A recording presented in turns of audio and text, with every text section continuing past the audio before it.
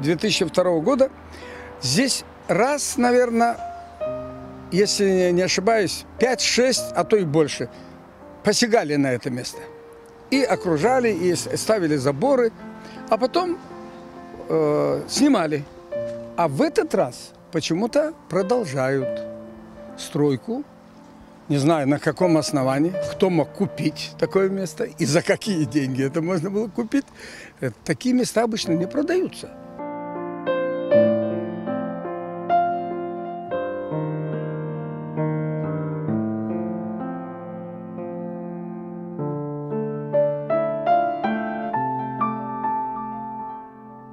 Нельзя все покупать и все продавать. Есть такие ценности, которые не подлежат никакой продаже, и никакой цены на них нет. Они бесценны.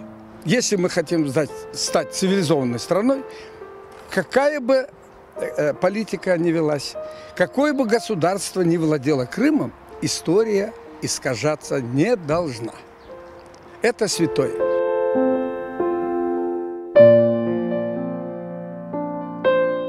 Мне кажется, что это тот случай, когда мы, люди разных национальностей, не должны молчать. Потому что на частные дома весь Крым отдадут. Настанет момент, и мы ни к морю не подойдем, ни к горе, ни к тропе, потому что будет везде частная собственность, вам здесь делать нечего.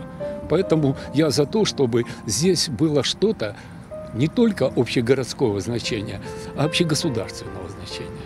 А это место этого заслуживает.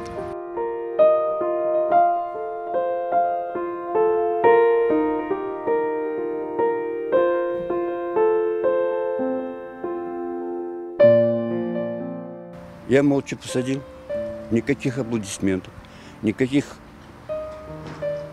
микрофонов. Я не тщеславный, и мне это не надо.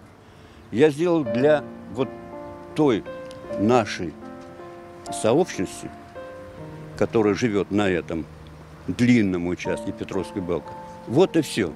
Так относиться, это нельзя. Слишком беспардонно.